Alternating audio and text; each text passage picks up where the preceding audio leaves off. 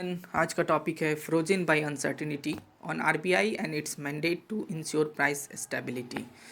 RBI जो है ना कहीं ना कहीं वो फंस चुका है, मतलब कोई डिसीजन नहीं ले पा रहा है। करेक्ट, किस चीज़ पे डिसीजन नहीं ले पा रहा है? वो अपना प्राइस स्टेबिलिटी को इंश्योर नहीं कर पा रहा है। तो इसके बारे में डिस्कस किया गया है, चलिए देखते हैं।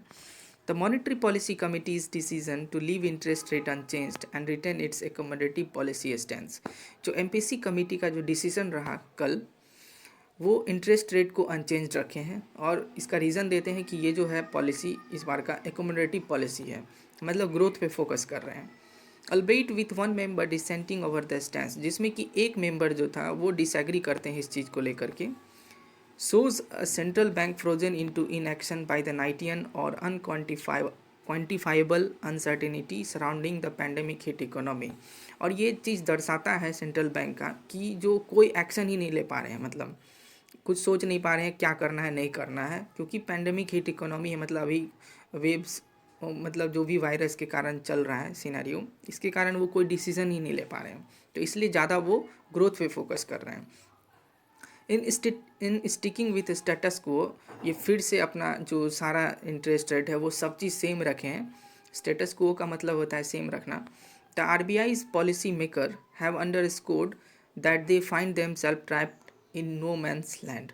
आरबीआई का जो पॉलिसी मेकर है वो अंडरलाइन करते हैं कि वो जो है ना एक्सेप्ट कर रहे हैं कि वो एक जगह फंस चुके हैं जहाँ पे नो मैंस लैंड, मतलब कोई डिसीजन ही नहीं ले पा रहे हैं आगे करना क्या है नहीं करना है। ऐसे सिचुएशन में वो फंस चुके हैं, आगे का सोच नहीं पा रहे हैं ये। On the one hand both the global domestic economy have suffered a loss of momentum in the wake of Omicron wave. ठीक है, अगर हम एक हाथ की बात करें, मतलब एक साइड की बात करें, तो ग्लोबल डोमेस्टिक इकोनॉमी जो है ना बहुत बुरी तरह से लॉस में चल रहा है अभी ओमाइक्रोन वेव के कारण। And prognosticating prospects for the recovery has become even more risky in the face of uncertainty surrounding the pandemic। और ये जो है मतलब इसका मतलब होता है प्रोग्नोस्टिकेटिंग का मतलब होता है आगे का सोचना, मतलब प्रिडिक्ट करना। ये प्रिडिक्ट करते हैं जो रिकवरी है बहुत अभी रिस्की पोजीशन पे है, मतलब इनको ऐसा लग रहा है क्योंकि जो पेंडेमिक है वो कवर करके रखा है इसलिए। इन इंडिया, अब इंडिया की बात कर रहे हैं, तो प्राइवेट कंजम्पशन जो है which is mainstay of domestic demand, जो कि बहुत इंपॉर्टेंट है डोमेस्टिक डिमांड के लिए, shows little sign of regaining traction, और ये भी बहुत कम साइन दिखा रहा है कि वापस फिर से आए। ठीक है, and to mix the persistence increase in international commodity prices, और साथ में जो इंटरनेशनल कमोडिटी प्राइस जो बढ़ रहा है, जिसमें वॉलेटिलिटी जो है इंटरनेशनल फाइनेंशियल मार्केट और ग्लोबल सप्लाई बॉटलनेक, जो प्राइस वॉलेटिलिटी है कमोडिटी प्राइस का, वो कहीं ना कहीं बॉटलनेक सिचुएशन में है, मतलब प्रॉब्लम में है। And the risk to the outlook are further heightened, और ये रिस्क मतलब प्रेडिक्ट किया जा रहा है कि आगे चल के और भी ज़्यादा हो जाएगा। The most telling manifestation of RBI prognosis for growth is it's forecast for GDP expansion in 22-23। जो आरबीआई की तरफ से जो प्रेडिक्ट किया गया था फोरकास्ट जीडीपी 22-23 के लिए, वो था 7.8%। ये बहुत कम है क्योंकि जो इकोनॉमिक सर्वे में जो प्रेडिक्ट किया था जीडीपी, वो था 8.5% का प्रोजेक्शन रखा गया था इकोनॉमिक सर्वे में। लेकिन अभी जो डिसीजन लिया गया है, अभी कितना बताया जा रहा है, 7.8%, जो कि बहुत कम है। With contact intensive component of the service sector, अगर हम सर्विस सेक्टर की बात करें, और प्राइवेट इन्वेस्टमेंट ऑल्सो बी कम, मतलब ये दोनों चीज़ जो है ना बहुत अभी स्थिर है। ठीक है, the central bank in fact expects growth in the next fiscal to sharply tail off over the course of the year, slowing from 17.2% expansion in Q1 to 4.5% in Q4। तो यहाँ पे आरबीआई के द्वारा ये कहा जा रहा है कि जो ये पूरे फिजिकल ईयर का जो टारगेट है ना, वो कहीं ना कहीं बहुत नीचे आ जाएगा। शार्पली टेल ऑफ का मतलब होता है गिर जाना, मतलब बहुत ज़्यादा नीचे गिर जाएगा, क्योंकि Q1 में जो एक्सपेंशन बताया गया है 17.2%, और ये Q4 आते आते 4.5% हो जाएगा। ठीक है, nor is there any respite यहाँ का मतलब मीनिंग हुआ सुकून मिलना कहते हैं इसको। Not there any respite on the price stability front. अगर प्राइस स्टेबिलिटी की बात करें तो इसमें कोई ऐसा हमको सुकून नहीं मिल रहा है। The RBI's brave attempt at down playing the risk not with standing. जो RBI अपनी तरफ से पूरा कोशिश कर रहा है कि रिस्क को थोड़ा सा कम कर दें, ये भी कहीं ना कहीं दिखा रहा है ऐसा कुछ हो नहीं रहा है, मतलब कुछ चेंजेस नहीं हो रहा है।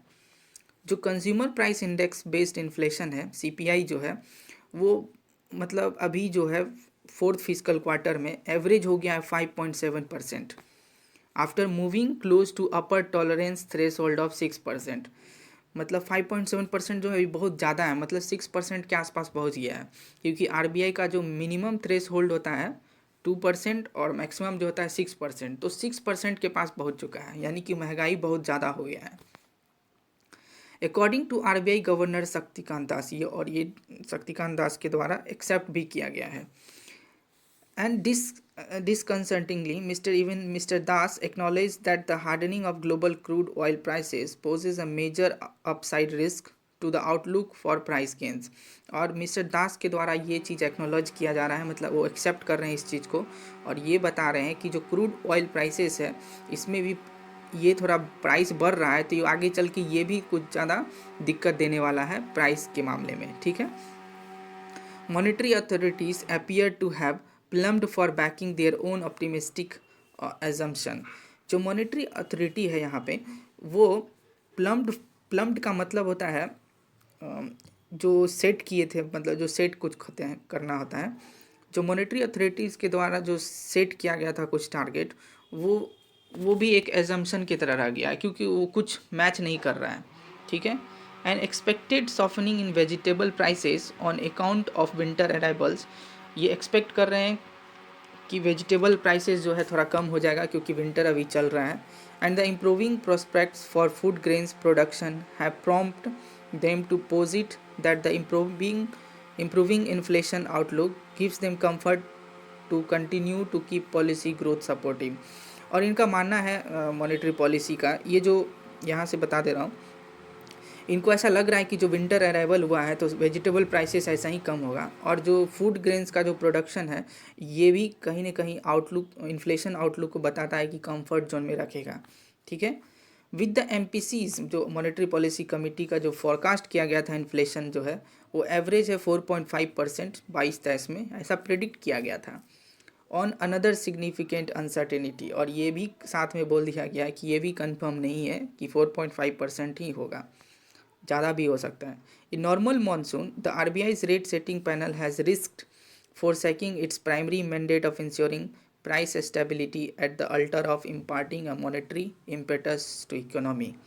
जो RBI के द्वारा जो ये सब रेट को डिसाइड करते हैं, फोरसेकिंग का मतलब होता है मंडन कर देना, मतलब छोड़ देना। तो RBI जो है प्राइस स्टेबिलिटी को मतलब छोड़ चुका है, मतलब इस पर फोकस नहीं कर रहे हैं, वो मेन फोकस कर रहे हैं कि इस पर ग्रोथ को पुश करना है, किसी तरह सोच रहे हैं, मतलब उस पर फोकस किया जा रहा है ज़्यादा। At a time when inflation is at multi decades high in number of countries. अगर हम अब देखें इस टाइम की बात करें तो इन्फ्लेशन जो है अभी बहुत ज़्यादा हाई है हर एक कंट्रीज़ में, prompting several major central banks including the Federal Bank in the US to start normalizing policy। ठीक है। There is a real danger of the RBI falling behind the curve.